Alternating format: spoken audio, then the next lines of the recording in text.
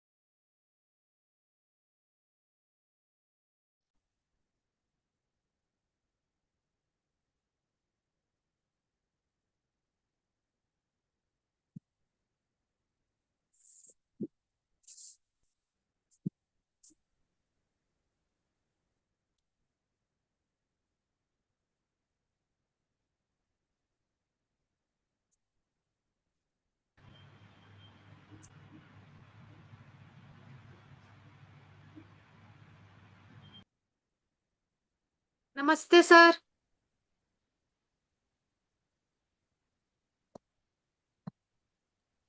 नमस्ते। आवाज पहुंच रही है?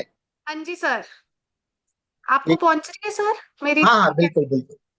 ठीक है सर। मैं बस टेस्ट ही कर रही थी। ठीक ठीक। सर ये अपना पीपीटी शेयर हो जाएगा ना इस पे? हाँ हाँ। ठीक है सर।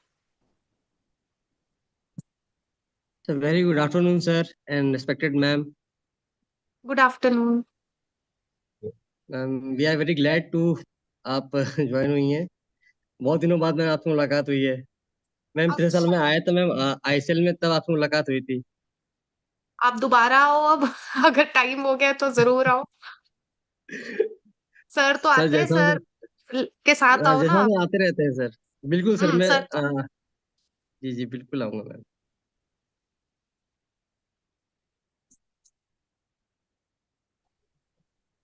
सर बस सुनील जी को भी मैंने बोला है, वो आई थिंक ज्वाइन कर लेंगे अभी। हाँ हाँ, ठीक।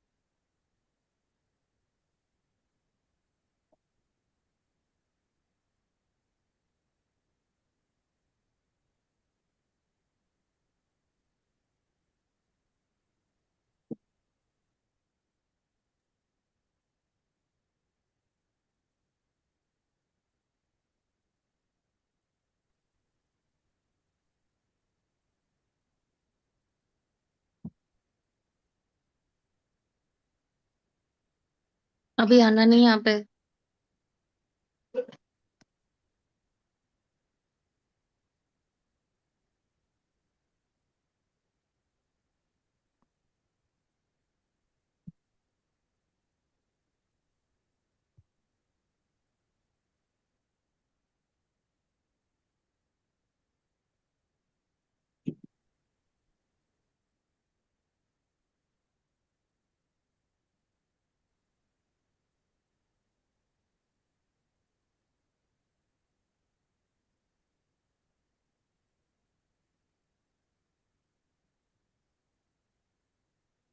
सर नमस्ते। नमस्ते नमस्ते। नमस्ते राजेश जी। नमस्कार राजेश जी नमस्ते। नमस्ते। नमस्कार सर नमस्कार। नमस्कार। परिणीत मैम भी जुड़ गई हैं। अच्छा अच्छा, सुनील तो जी सर भी। 1-2 मिनट रुक जाएं कि स्टार्ट कर दें? नहीं, 1-2 मिनट रुक जाए, 4 बजे से है ना, 2 मिनट। 2 मिनट। नमस्ते मैम। हेलो। हेलो परिणीति जी, कैसे हैं आप? ठीक है मैम, आप कैसे हैं? बिल्कुल अच्छे। मैम सर भी बस ज्वाइन कर रहे हैं, सुनील सर, उनका आया हुआ है मैसेज, बस ओके करने ही वाले होंगे, या आई थिंक कर ही ना लिया हो मैम।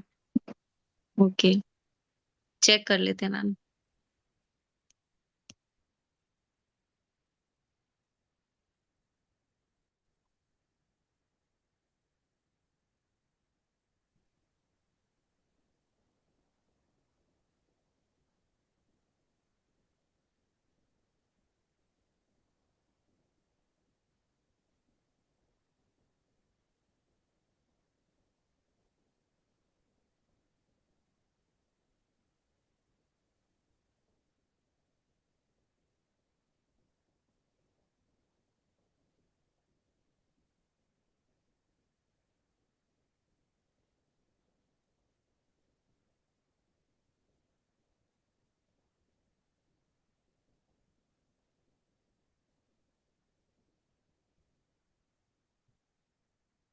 सुनील जी ज्वाइन कर रहे हैं।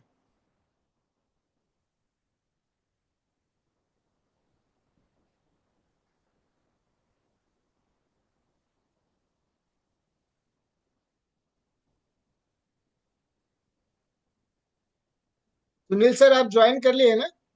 हाँ ज्वाइन कर लिया मैंने। हाँ हाँ ठीक सर। सर स्टार्ट करें? हाँ करिए, लोग ज्वाइन करते रहेंगे। हाँ 4 o'clock एग्जैक्टली हो गया है, तो let's start with this. Good evening, everyone. I'm Amrita Verma, Assistant Professor from VSSD College.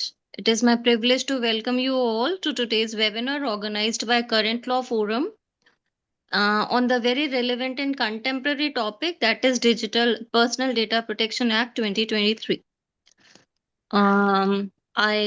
On behalf of this forum, I welcome you all to the webinar.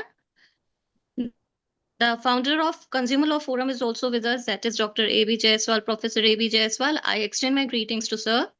All the conveners, Assistant Professor Rajesh Vishwakarma ji, Vishal Gupta, Pulat Shukla, Samreen and Pragya, they are also with us. I welcome everybody and of course all the attendees. My greetings to all.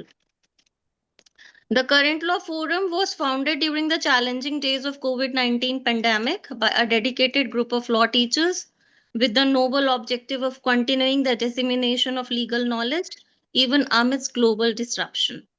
Since its inception, the forum has consistently provided a platform for legal discourse on emerging and pressing issues that impact society at large.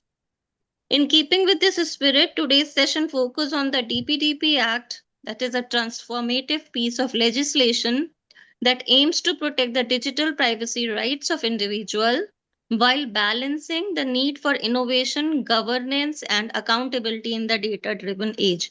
As we all know, data today is one of the most valuable assets, and regulating its usage has become a pressing legal necessity.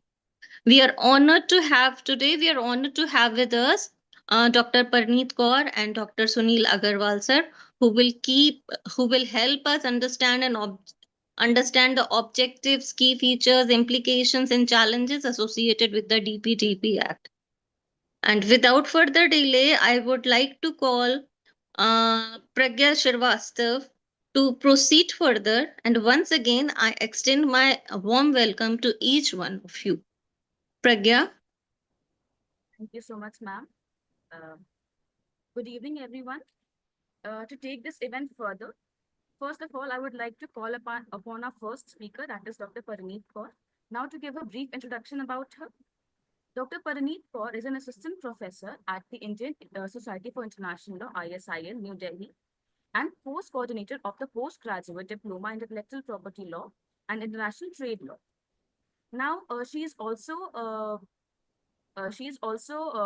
teaching wing of the I. Now, she is also the head of Center of Advanced Studies, Intellectual Property and Technology Law. Now, prior to this, she had experience working at the IP law firm, and she is a graduate in economics from Sri Guru Gobind Singh College of Law of Commerce, University of Delhi, and completed her LLB from Campus Law Center, Faculty of Law, University of Delhi. She has completed LLM also from there. She has PhD from Ram Manohar Lohia National Law University, Lucknow. She has also represented India at the prestigious BRICS Forum of International Rule of Law in Beijing and has presented papers at various national and international conferences and many publications, and she has many publications under her credit. Her areas of specialization include intellectual property law, entertainment law, competition law, international law, and humanitarian law. Now, I would like to call upon Dr. Paraneet Kaur. Ma'am, please. Thank you so much, ma'am. I hope I'm audible. Yes. I'll just share my PPT.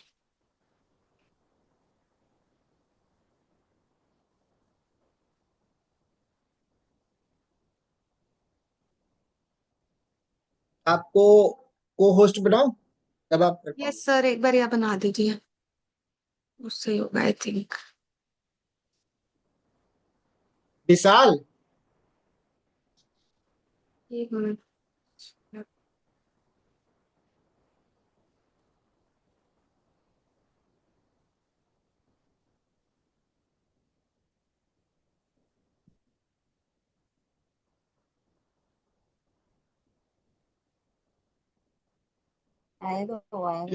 खूबसूरत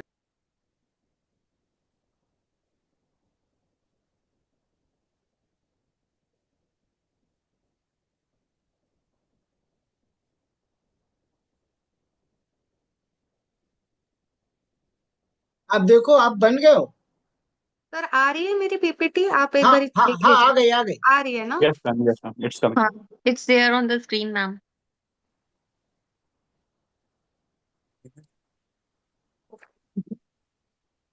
So, good evening, everyone. Thank you for joining us all on a Sunday afternoon.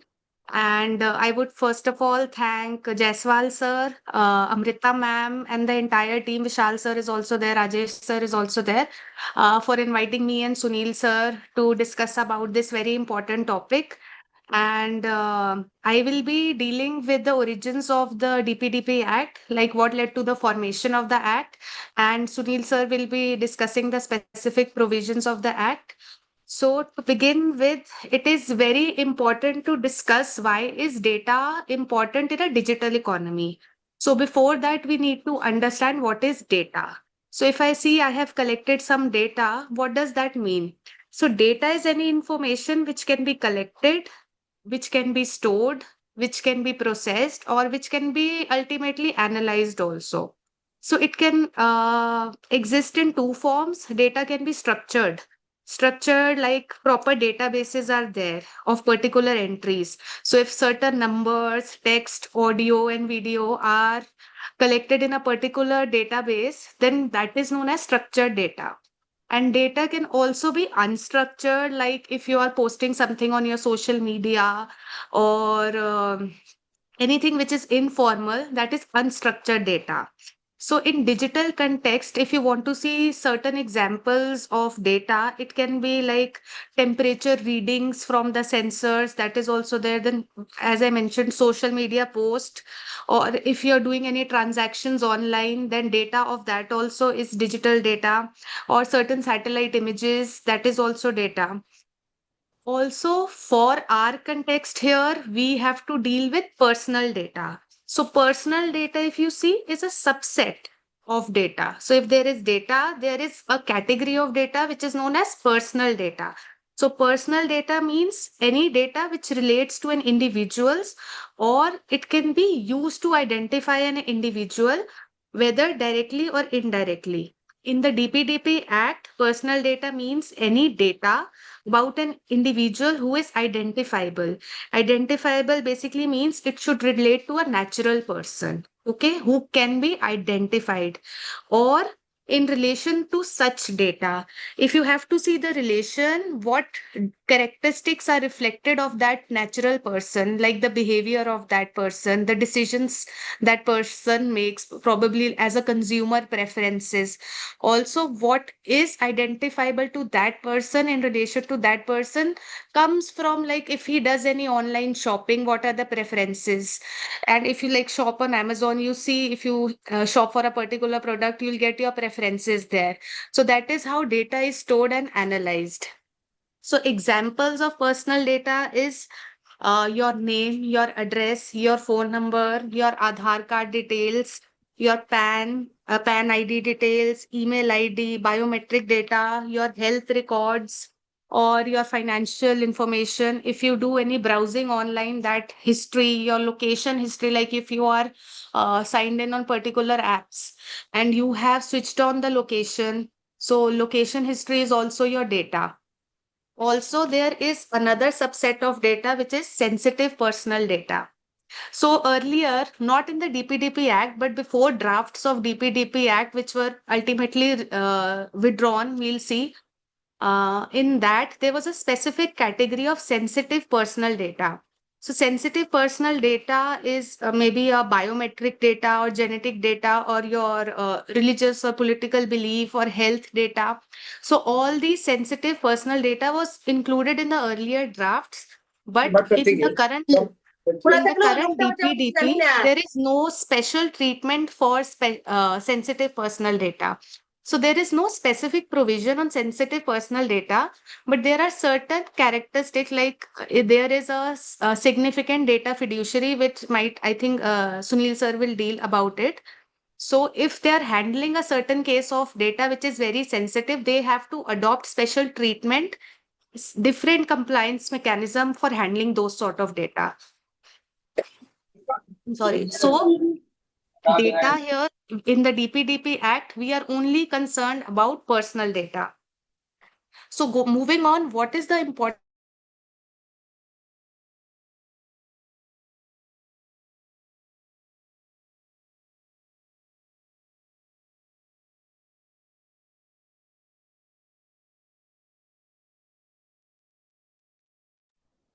Parineet आपकी voice नहीं आ रही है।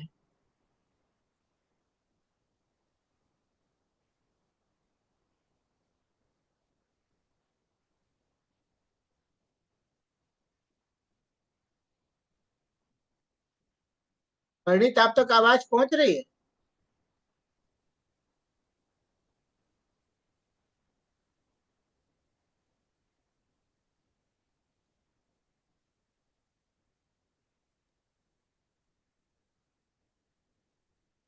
जी sir, नमस्ते sir, आपकी आवाज तो आ रही है।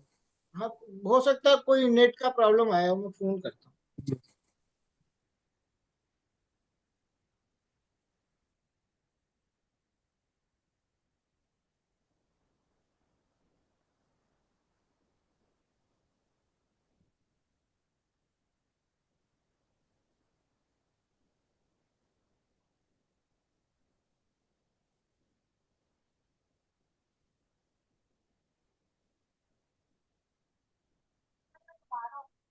हाँ ठीक, हाँ ठीक ठीक ठीक ठीक। इसी वजह से डिस्कनेक्ट हो गया, दोबारा कनेक्ट हो रही।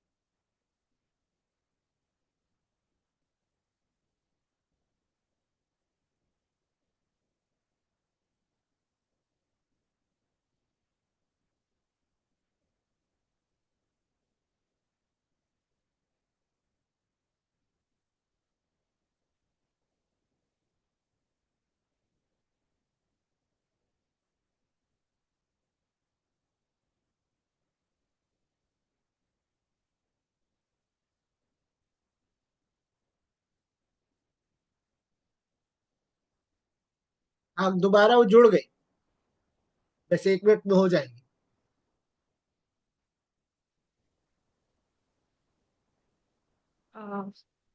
Sorry, I got disconnected. कोई बात नहीं। जी।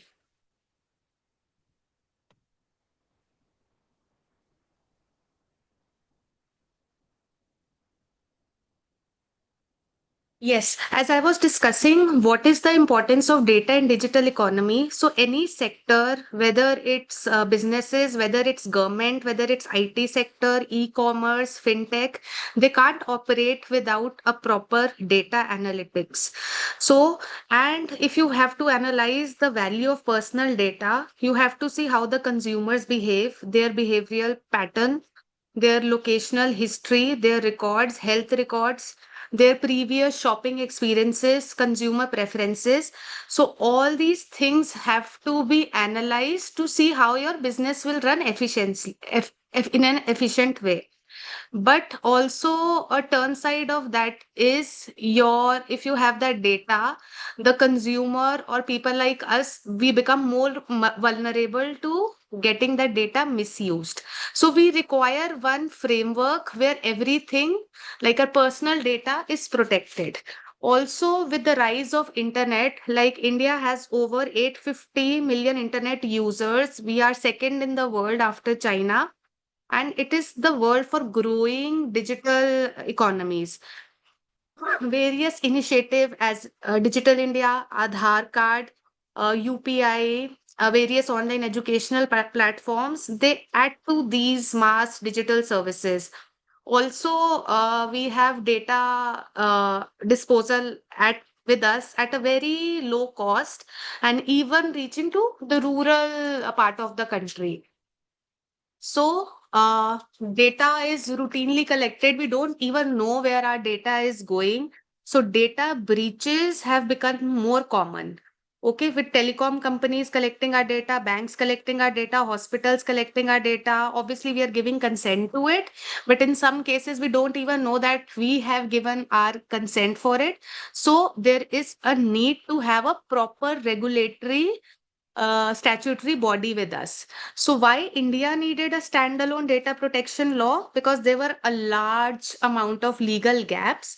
So till 2023, India had no dedicated law for data protection, especially in case of personal data protection. We'll see what all laws were there. Basically, the IT Act 2000 was there, followed by the SPDI rules in 2011. But they offered very limited support. Okay, even and then the important constitutional mandate came with Justice K.S. Puttaswamy versus Union of India 2017 Supreme Court judgment, where privacy was recognized a fundamental right under Article 21 of the Constitution of India. In the particular judgment, the court emphasized and explicitly called for a strong statutory data protection framework for India. Also, there were certain economic and global factors. So if your country doesn't have any strong data protection laws, so if you're trading with someone from basically Europe or some country like India is handling data for Europe, if you don't have strong data protection law, they will not share their data with you. So you need to be in line with the global commitments also. And everyone is, I think, aware about the European Union's GDPR law. We'll discuss that in some portion. And we had to be compliant with that also because that was a global standard and we also used it in the preparation of our DPDP Act. So we had to align with the global standards also. So that is why a standalone data protection law was required. So what happened before pre-DPDP legal framework? What was there? So first important legal framework was the IT Act of 2000.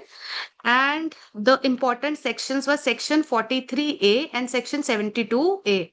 Section 43A applies to body corporates, okay, and it is particularly dealing with compensation for failure to protect data. So if there is any failure in protecting the data, then you can get your grievance settled under the Section 43A of the IT Act. But this section only applies to body corporates like companies or firms who deal with sensitive personal data and if they fail to implement reasonable security practices. Okay, so compensation will be given only to body corporates, but after they fail to implement reasonable security practices. So the limitation was like it is only applicable to body corporates. Okay, so not if any government entity is collecting your data and they are failing to comply with certain standards, there is no redressal. So only body corporates are there.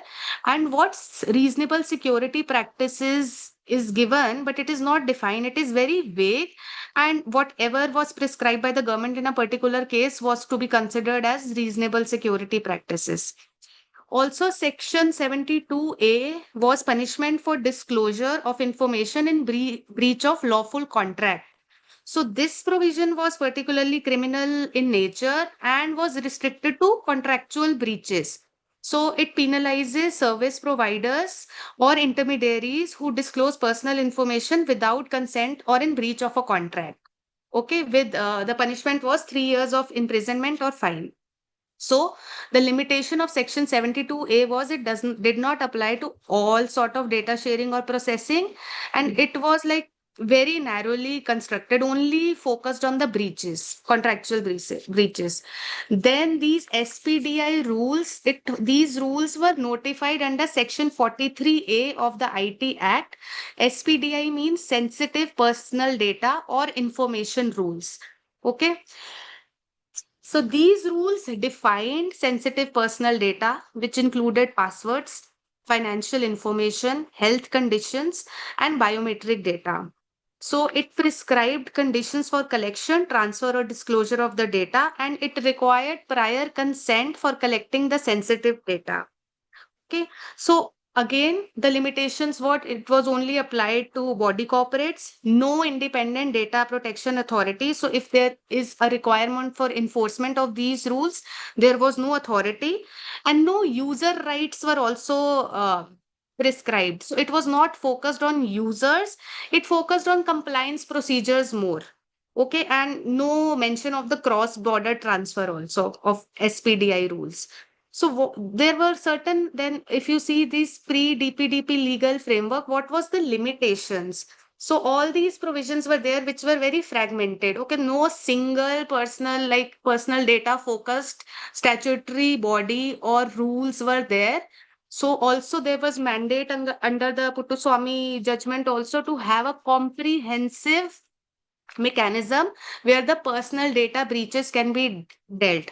So if you see the IT Act, the SPDI rules, they are very reactive in nature. We wanted something which is proactive. You need to have the users, like if we are data principals, we should be informed where our data is being used. We should have full control over our data. Okay. And the government entities, if the government is also collecting our data, they should also come under the ambit of certain act.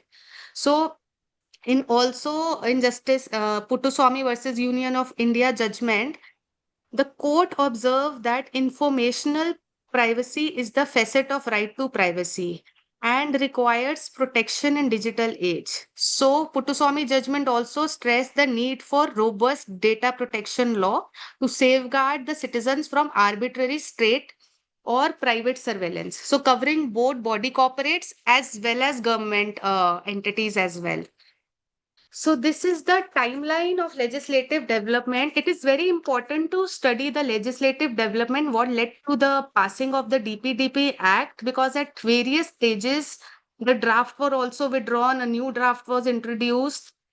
So starting in the Puttaswamy judgment, as right to privacy was declared a fundamental right, the government of India acknowledged the need to have a comprehensive data protection law. So the Ministry of Electronics and Information Technology, which is called MeitY, constituted a committee under Justice B.N. Sri Krishna. He was a former judge of Supreme Court of India. So the Justice Sri Krishna committee had two mandates. First, to examine issues relating to data protection in India, and second, draft a data protection bill that would uphold privacy while addressing national security and economic needs. So three things were there. You have to have one law uh, on focusing on data protection, but you need to address the national security also and economic needs also. That should also be taken care of. So the committee held public consultation and they received inputs from civil society, industry, and legal experts. So this was in 2017. So in 2018, the committee submitted its report. Its report was titled A Free and Fair Digital Economy, Protecting Privacy, Empowering Indians. That was the title of the report. And along with the report, they submitted Personal Data Protection Bill 2018. So in 2018, the draft of Personal Data Protection Bill was also released. So the key features of that draft was they recognized the rights of data principals. So who are data principals? They're small terms which are used in this particular act. Sir will deal more about those terms, but I'm just going to tell you for context. Data principals means individuals to whom the personal data relates. Okay, like if anyone is collecting our data, so we are data principals, and where the data principal is a child, so the parents or lawful guardians of such child are data principals, or a person with disability, their lawful guardians will be considered as data principals. Okay, so first in this bill, recognize the rights of data principals. Also, they introduced the concept of data fiduciaries and data processors. So data fiduciary mean any person who alone or in conjunction with other person determines the purpose of means of processing of personal data. So if there is any need to process the personal data, the data fiduciaries are responsible. For example, a bank collecting our data, that can be a data fiduciary, or maybe when you are using social media platform, Facebook is collecting our data, that can be a data fiduciary. And further down the line, there are data processors who, on behalf of the data fiduciaries, will process our data. And they are authorized by data fiduciaries. So, for example, who can be a data processor?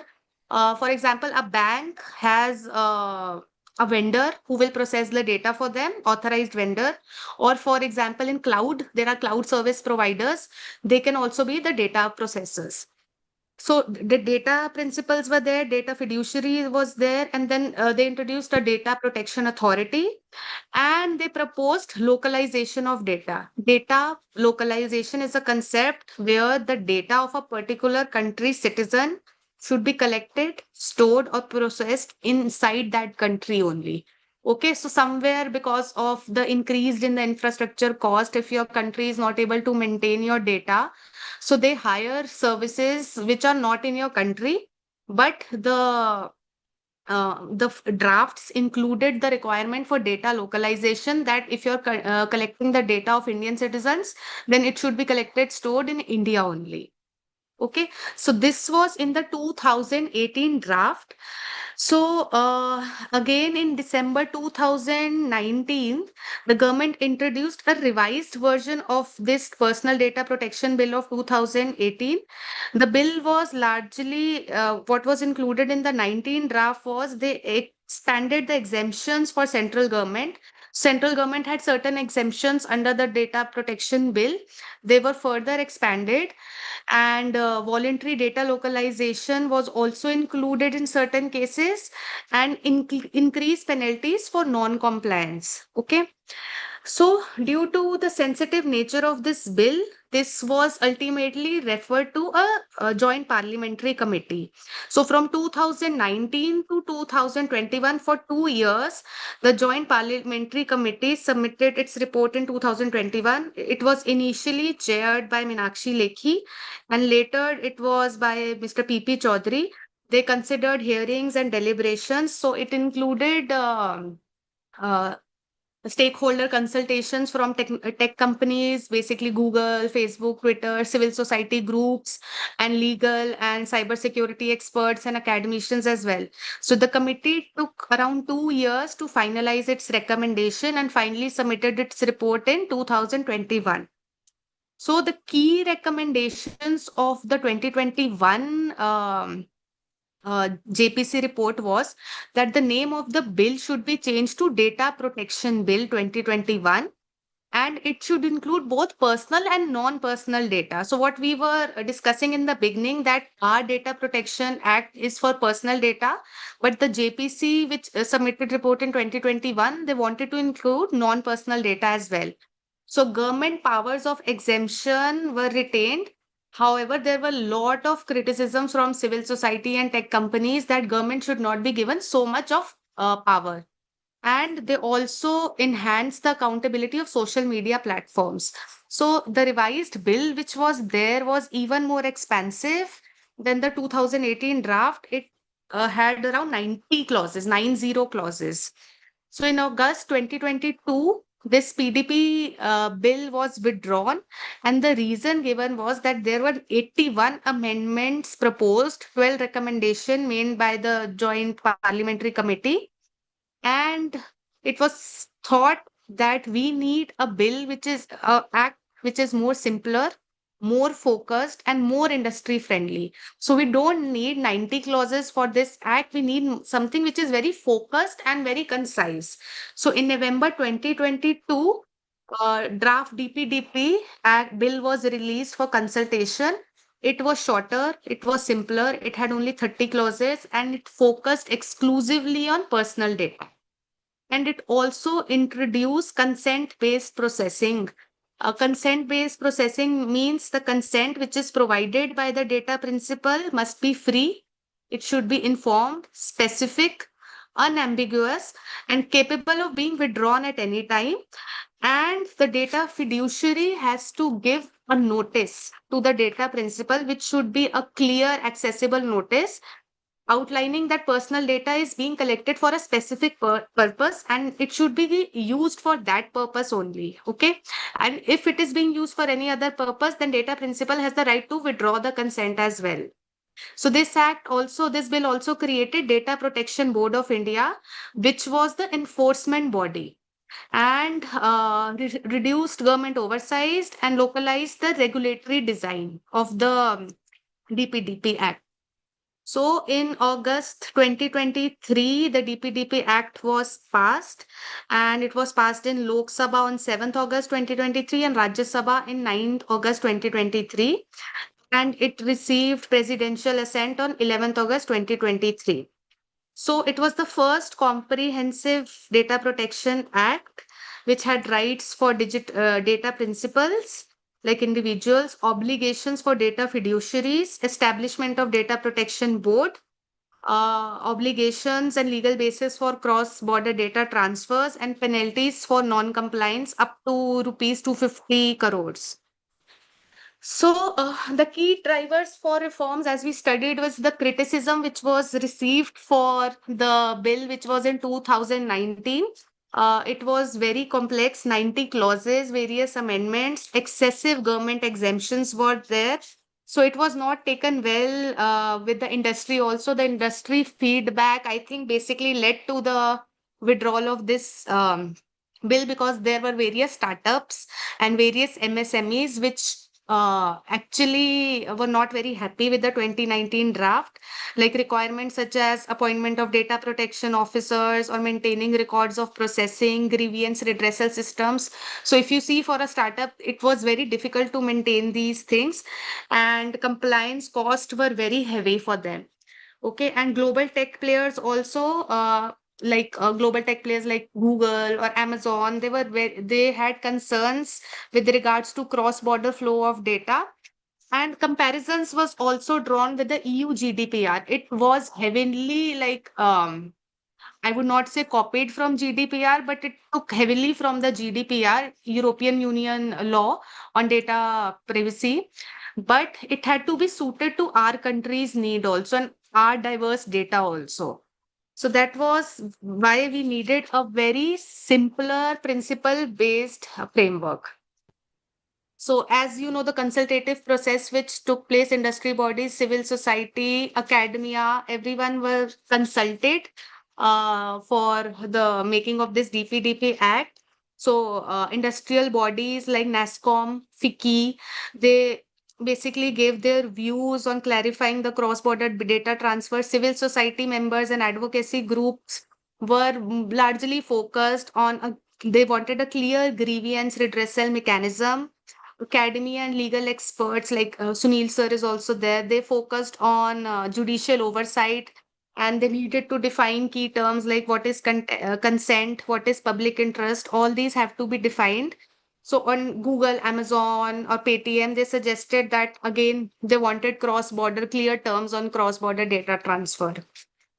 And also a greater reference to global models like European Union GDPR, which is General Data Protection Regulation, which was actually the foundation for the DPDP Act. So it had certain clear principles which were borrowed from GDPR, like the data must be processed lawfully based on consent or deemed use, and it must be used only for the stated purpose it has been collected, and it should be deleted after the process is fulfilled. Okay.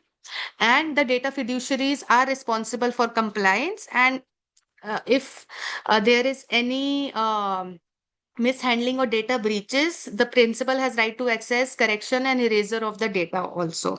So this was like in similarity with GDPR, all these principle focused approach in the DPDP Act. So the significance, it is the first comprehensive data protection law in India. It aligns with the global expectations of privacy and cross-border data transfer. And it actually fulfills the requirement under Article 21 of the Constitution, privacy as a fundamental right. And it is based on consent, purpose, accountability is there because accountability was missing a lot. So you need to be accountable, like implementing proper safety, security safeguards and grievance officers.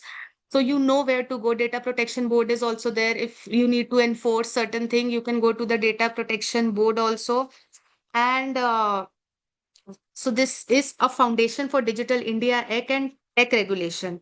So DPDP is just one step in digital governance framework. So India is moving towards a digital governance framework.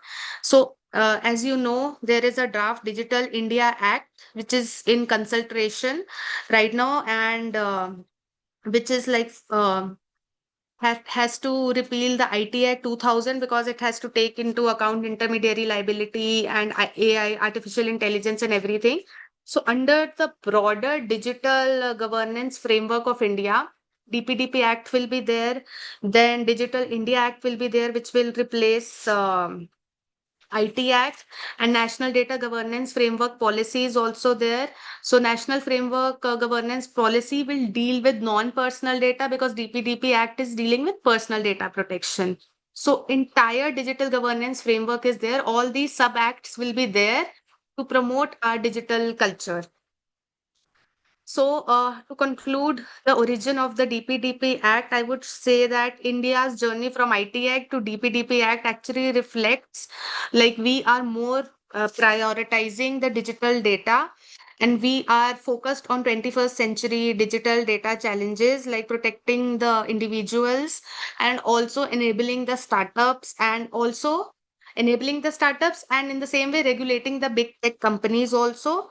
It aligns with the global norms. Okay, we are safe now. We have a good Data Protection Act in place. So we are free to deal with the data of other countries as well, and paving a way to the future, safer digital future. Thank you so much. I would request Sunil sir to please continue with the provisions of that. Thank you so much, ma'am. Your insightful talk on this DPDP Act was truly thought-provoking, and we deeply appreciate the clarity and depth you have brought to such a critical and evolving subject. I now call upon next guest for the evening, Dr. Sunil Kumar Agarwal. Now, to give a brief introduction about him, Dr. Agarwal is a lawyer by profession with expertise in international law and strategic and security affairs. At present, he is an advocate on record at the Supreme Court of India and partner at the Agarwal and Associates consultancy firm. He has over 20 years experience in academia, think tanks, and government sectors, both in India and abroad.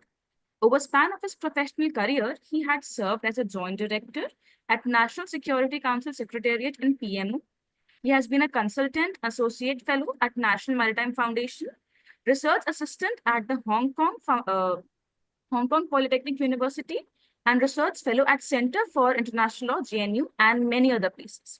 During his tenure with the government, he was instrumental in negotiating multilateral cyber agreement at the UN, BRICS, SU, and BIMSTEC, and bilateral agreements with the US, Russia, Japan, UK, EU, etc. Now, he holds MPhil and PhD International Law from Jawaharlal Nehru University and has also published extensively on various legal and public and strategic. I now call upon Sir to please continue with the topic and enlighten us. Sir, please. Thank you, Prega, for such a nice introduction. And taking on from what the Dr. Pandit has given a very comprehensive, broader view about the background to the enactment of this DPDP Act in 2023. In fact, before getting into the silent features, which is the topic I will be discussing with today, let me provide a broader view of this data protection. What is the data protection and why we require the legal kind of a framework to regulate and to regulate the data processing, etc. All right. So as Dr. Parneet has given you a kind of a background that how it started with this right to privacy judgment in the Puttaswamy, wherein it was held that the right to privacy under Article 21 includes the right to privacy of the digital data also. And that mandated basically government to come up with the legislation to enforce it, because unless and until there is legislation, it is difficult to for the government or to do actually protect the right to privacy digital domain. That is how it triggered the in a kind of a process of drafting and consultation, as Dr. Parneet has pointed out, and subsequent discussion within the government select committee and this joint parliamentary committee, as well as the stakeholder consultation from the all these things. Okay, let me tell you also that we need to understand about the digital data and ecosystem. What is it all about? Why we are bothering about, say, who is this data principal? What are the government responsibility? Who are these ISPs, internet service providers, or this telecom service providers? Who are data producers? All right.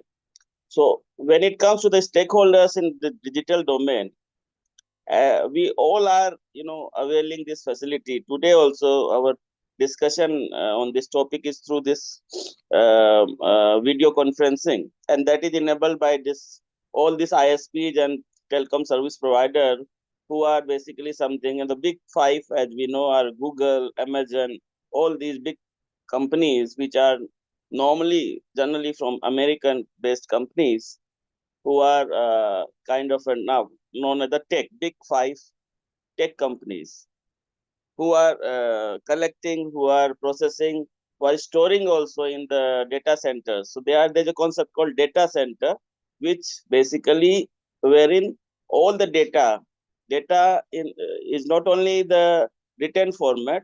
Data means video, your chats, your whatever, in all format, which is converted into binary form 1-0. That is the mathematically concept, and that is stored at some data centers.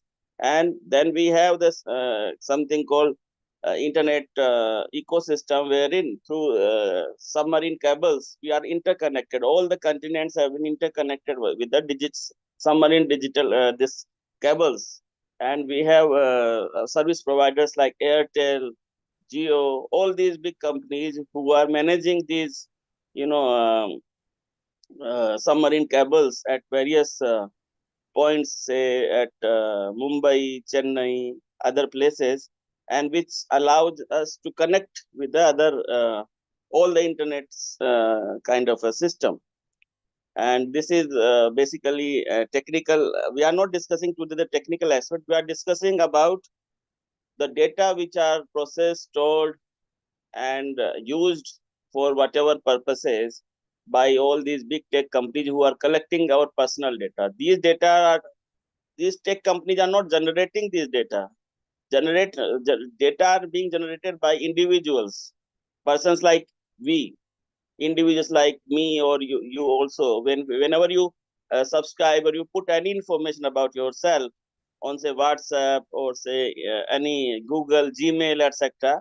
That means you are the generator, and these data are now have been commercialized. And you could have seen the case of if you remember, there was an incident called Snowden revelation, and then followed by the Cambridge Analytica case, wherein it was pointed out that most of the data have been unlawfully processed, collected, and used and sold for commercial purposes, for to the marketing companies, for the election purposes, etc., etc. So that all those issues gave rise to the point that how to protect the personal data, because most of the informations that time there was no system to regulate and to control these companies.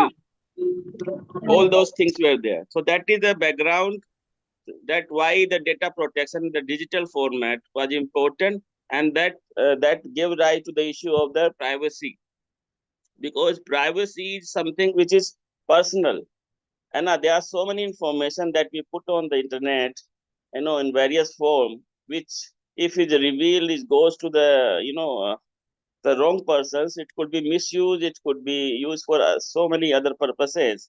And that is why it is critical that there must be some mechanism, legal mechanism, to do something to provide kind of a control, to provide kind of a rights to the individuals, the data generator, or what we call now the data principals, to have some sort of control in terms of editing, erasing, or kind of a consent, etc. Because this is how it is the behind this all this mechanism. All right.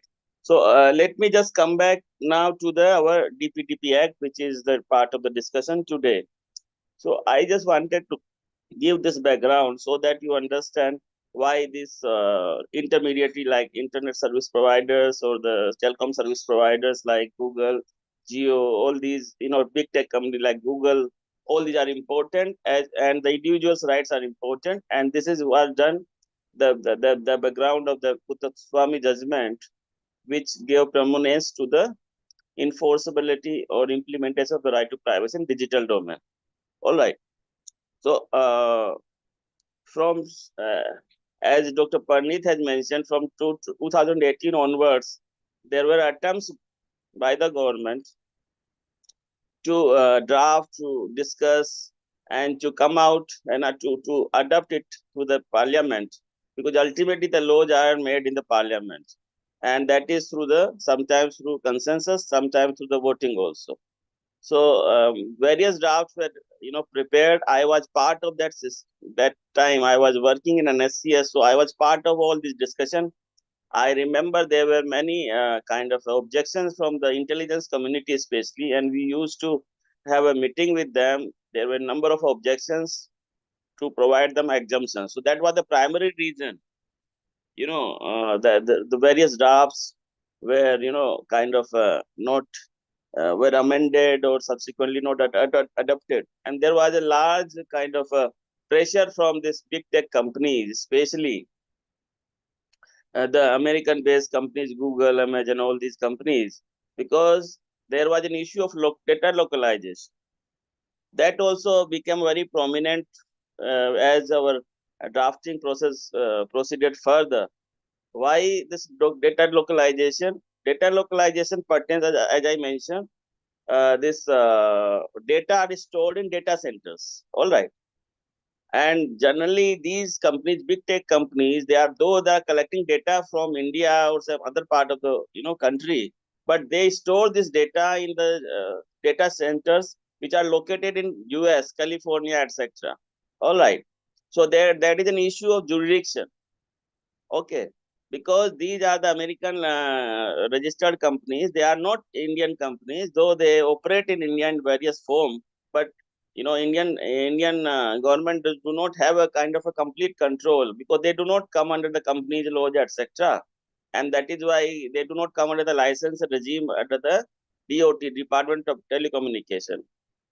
It may be noted that most of these ISPs and TSPs were operating in, especially the TSPs, which are operating in India, have to take license from the Department of Telecommunication, and they put some restrictions, in terms of some sort of practices like cyber security practices, in terms of some sort of obligations to provide lawful access. You must have heard of telecom being in the telecom sector.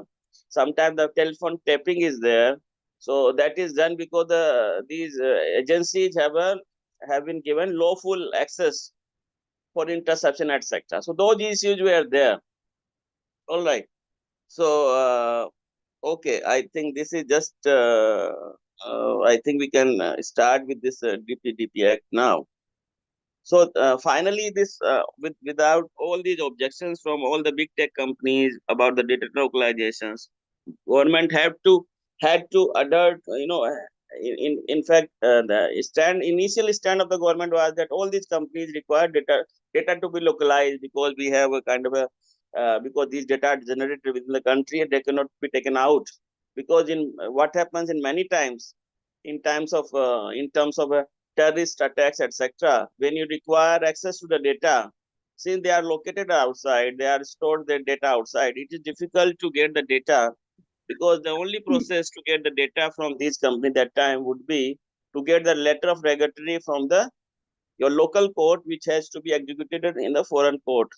That is another system, and then there was another method called the emergency request, which was provided, but there was a problem because Americans are very conservative. They say that the privacy is very important, integral to their constitution, and they cannot just provide in any kind of a data or access to the data, to Indian law enforcement agency. That's not possible. All right. On the same time, they wanted a free kind of free flow to the data. That means they did not want any hindrance for transfer of data across boundaries. So that was the issue around the data localization. And that I remember that time there was issues related to, if you remember, there was a more this there was some Indian company, law enforcement agency, IB, etc. All these companies, ED, etc. They wanted access to WhatsApp data of Modi and all these persons who had gone out of the country after committing kind of a fraud in this country, and that was not allowed on various grounds. All right. So subsequently, we wanted something a robust kind of data protection system, which is not only protect the right to privacy of the citizen in the digital domain, but also enables our law enforcement agencies to access data somehow as to prosecute the criminals, etc. So that is ultimately as a compromise, I would say, because many of the provisions, especially the sensitive data, etc., or especially that kind of prohibition or the transboundary data were removed when we finally enacted the Digital Personal Data Protection Act in 2023, August, as Dr. Parnith has correctly mentioned. Now, this DPDP Act, that is a Digital Personal Data Protection Act 2023, is a kind of a comprehensive data protection regime legislation or a framework which aims to protect the personal data as well as to regulate collection, processing, storage, and the use of data by the data fiduciaries. All right. And that is done through a kind of a institutionalization of the whole this process in the form of setting up of a new data protection board of India. All right. Which has been given certain power in terms of investigation, in terms of adjudication, in terms of enforcement power. All those powers have been given to the a newly set up institution. So now we have an institutionalized mechanism, legal mechanism backed by the legal provisions, that is the DPDP Act 2023, to protect the personal data, that is digital data, as well as to regulate the processing, etc. Now, the key feature of this data, let us discuss the key feature of this DPDP Act. Firstly, it empowers the individuals called data principals with the control over his or her personal data. All right. So the generator, that means individuals like me or yourself, we create a data in terms of putting our personal information, means our name, our address, sometimes pictures, sometimes our kind of bank details, other family details. That is called the profiling. So these companies have the technical capability to profile a person, and that helps. Just a minute. Just a minute. So that helps them to. Am I audible? Just a minute. हाँ हाँ, आवाज आ रही है आप? So that empowers us, basically individual citizens of this country, to have a kind of a control over this sort of our personal data that we are putting in our various kind of IT devices, IT platform, or social media sites, all right, on a regular basis, not to be misused for whatever purposes. All right. So we have a right now, including, right to erase our data, right to edit all these data, and right to, kind of manage our data. So first, the key feature is that establish a legal framework for protecting our data. All right. So legal framework, because without any legal framework, it is difficult to enforce your any right. All right. Though we know these are important sector, but the legal framework everywhere you will see. That was the reason behind IT Act also, because the primary reason behind the IT Act was to legalize the kind of commercial activity in the digital format. Something giving, kind of if you remember, there was emails were not given legal status initially. So that was to give legalize a kind of a all their digital documents, as well as the digital signature, to make the e-commerce kind of a legal. That was the purpose. So similarly here, this DPDP Act establishes a legal framework to make this personal data a kind of a legal obligation, protection as a legal obligation on the part of the processor, that the data fiduciary, as well as it provides the regulatory mechanism for all these processing to be done in a lawful manner. All right. So whatever is done now is a kind of a has to be done by in accordance with the DPDP Act. If they violate these rules or this act, then they would be a kind of a they would be penalized. All right. Another important is it empowers the citizens like us, because now we have we have been given our fundamental rights now. Fundamental rights means Article 21 has been converted into the rights specific to the this digital domain, in terms of rights such as erasing the data, appointing our data nominee, something that we do in the banks also. We nominate our nominee. In terms of anything happens to us, so they would be kind of a custodian, or they will have all the kind of a thing. They have the right to get our things. So something we can appoint our nominee also. And we also have been given access to the mechanism to manage the data. That is the fiduciary, that is the data processors have now obligation to provide a kind of access to mechanism so that we can manage our data. Now, this act also defines the data fiduciary who do the processing of data, and mandate, that means it is mandatory for them, obligatory them to provide information about processing practices. They have to mandatory, it's obligatory on the part to provide all sort of information to the data principal about the status of the processing, the way it has been done, the practices that is followed, or whether there is a breach, etc. All this information has to be provided to the data principal on request.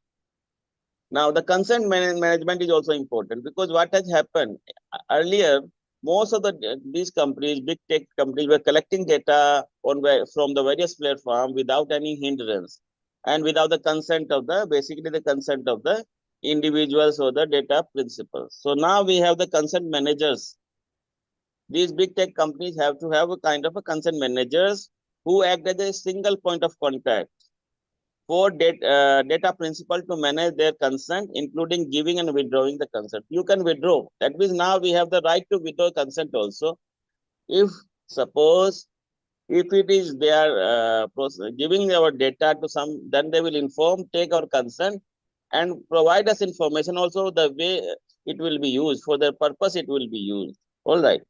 So if we find that it will be violating our privacy, etc., we are not interested in all those things, whatever, it can harm our personal reputation sometimes, so in that case we can withdraw the consent, and that would be adhered to. That is obligatory to the consent manager to get the consent. Now without consent, that they cannot now use our data for any other purpose.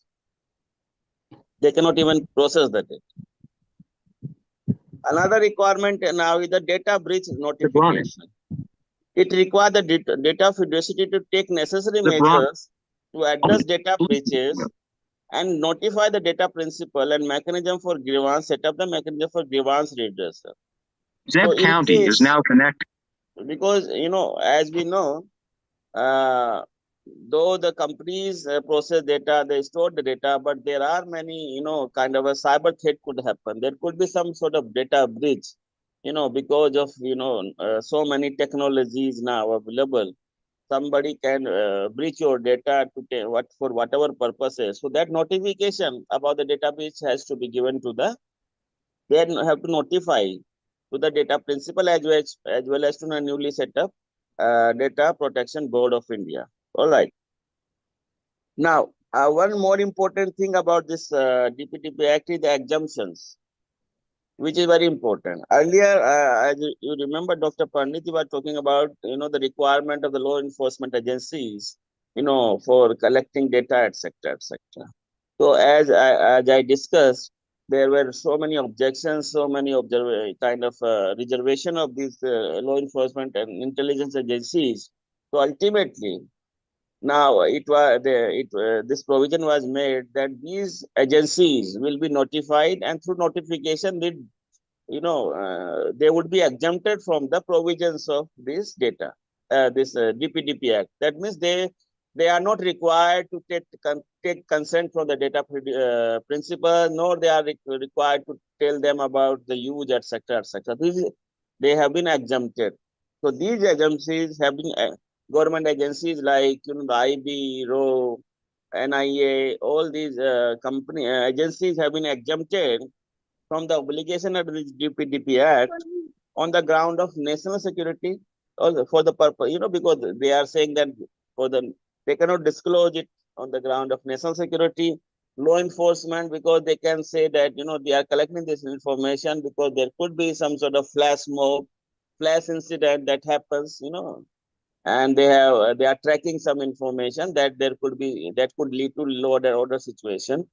That, if you remember, had happened in Muzaffarnagar, very not now, but very 3-4 years back.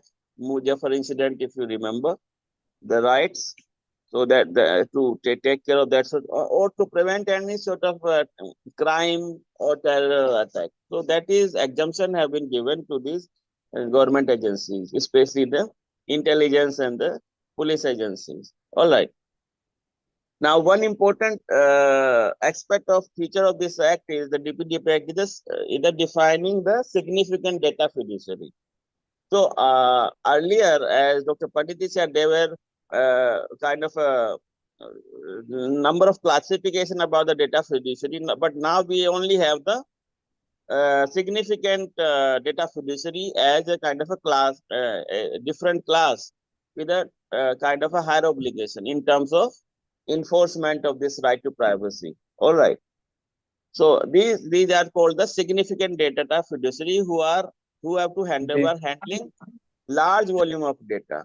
These are basically companies like Google's, big tech companies, who are handling. They are not the small companies, something who are doing it for something what is known as the small companies or the all these companies. They are not the significant data fiduciary, but big companies. They have been that would be determined by basically the data protection board. All right. So it defines certain SDFs which process large volume of data and impose additional burden on them in terms of obligation and penalty if in case of violation. And that includes regular audit of the data, that is the process that they are doing, and as well as the establishment of a grievance redressal mechanism, and including appointing data protection officer, etc., etc. All right. As far as another significant feature is the data process flow restrictions. All right. This Act, DPDP Act, per se do not prohibit data flow across border, which was the main concern expressed by the tech company, and that we got the responsible for kind of almost holding this legislation to come into effect for a long time from 2018 to 2023. So, but it does provide kind of a data flow restrictions if the government thinks for the purpose of securing for the national security. They can notify certain countries where they could put restriction as far as the data flow is concerned. Otherwise, there is no, this DPDP Act does not per se provides any prohibition. It does not prohibit data to be taken out of the country for processing and other purposes. And this is what happens. All right. Most of the data, those who are in the BPO industry, you must be knowing the business outsourcing, etc. For them, it is important because what has happened now, there is a practice of taking the data and giving most of the BPO industry is now in India, etc. So this is to promote basically this industry because they had expressed concern that otherwise, if there is a kind of a restriction, then they will have a kind of a problem for them in terms of loss of business, etc. So that has allowed, this act allows data flow, but some restrictions if the government thinks for the through notification for the national security purposes. One institution that has been set up under this act is the the Data Protection Board of India. As I mentioned initially, this has been given a prominent role as an oversight for the kind of and as well as for the implementation and enforcement of this DPDP Act. All right. So this data fiduciary have to notify this data breach to DPDBI, and they also have been empowered to impose penalties, to investigate, etc., educate, as well as to penalize for violation by the data fiduciary, and that includes up to 250 crores, all right, of penalty for violation or non-compliance with the DPDP Act. All right. There is also provision for appeal under this act also. As we know, as a lawyer, as a legal professionals, everywhere there is a system of, there should be a system for appeal. So what happens, in case there is a breach, firstly, it has to be notified to the data principal. Data principal, if it's not satisfied with the action taken by the data fiduciary, they can kind of put their grievance, submit the grievance to before the Data Protection Board of India. Data Protection Board of India will give an order on that, will decide the matter. If they are not satisfied with that also, then there is a provision for appeal to the kind of already there is a TDSAT, that is a telecom dispute settlement and appellate board tribunal. That is under the Department of Telecommunication. So that is the appellate body under this act, which will be taking care of the any kind of appeal coming from the data principals in terms of any kind of a breach that has happened and the kind of a penalty or the compensation that has to be paid to the data principal for all these things. I think I have taken little time, but I just try to give a broader view of this DPDP Act and try to give a background to the various provisions, why they are there, and why there are some sort of exemptions have been given to the government agency, etc. Just to provide you an insight into the making of this law. And I think I would stop here, and I would be happy if you have any questions, answer we can discuss. And I would hand over to the to convener, I think, for next lecture, please. Thank you. Thank you so much, sir, for shedding light on DPDP Act 2023. Your insights were truly thought-provoking, and it was a privilege to hear your perspective. I now call upon Vishal Gupta, sir, to further प्रज्ञा, थोड़ा अगर किसी को question पूछना हो तो आप वो floor open कर दीजिए, अगर कोई क्वेश्चन पूछना चाहे तो।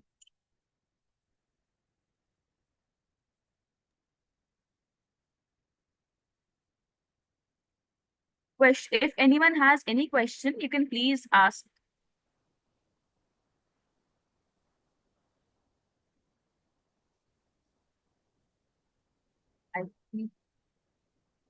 Is there any question?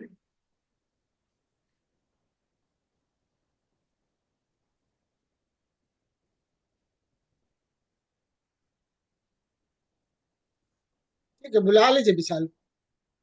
Please, Vishal, sir, please say a vote of thanks.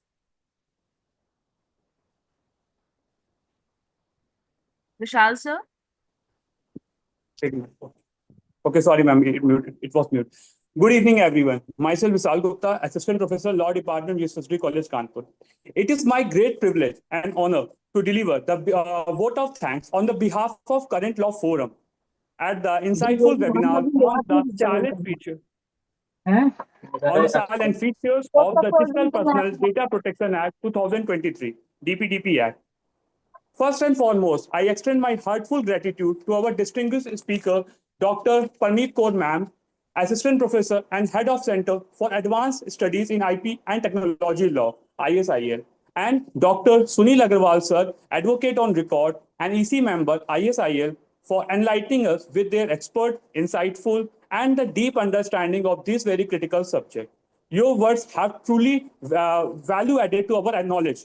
I would also thanks to our convener, Mrs. Amrita Verma ma'am, Mr. Rajesh Kumar Viskarma sir, Mr. Samren Chauhan sir, Mr. Pulas Sukla sir, Mrs. Pragya Srivastava ma'am, and I also feel humbled to have worked along with such dedicated colleague. A very big thanks to Pragya Srivastava ma'am for moderating this session very well.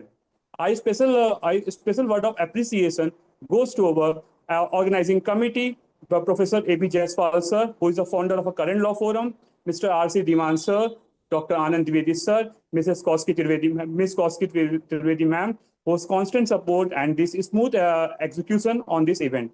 I also thanks to our coordinator, Manish Kumar and Chandra Tiwari for the efficient handling of all logistical and technical arrangements.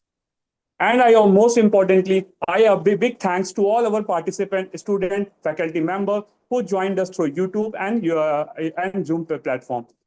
Your participation made this webinar a grand success. Once again, thank you all.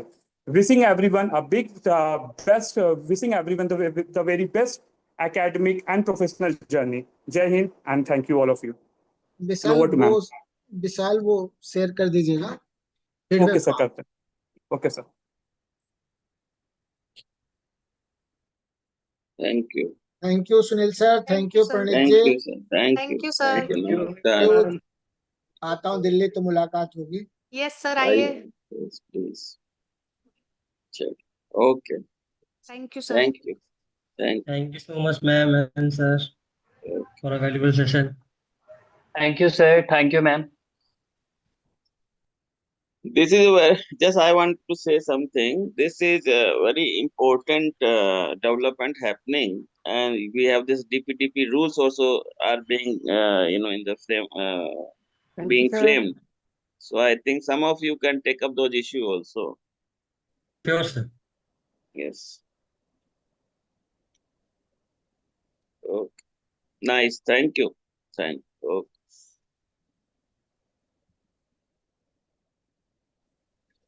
Done.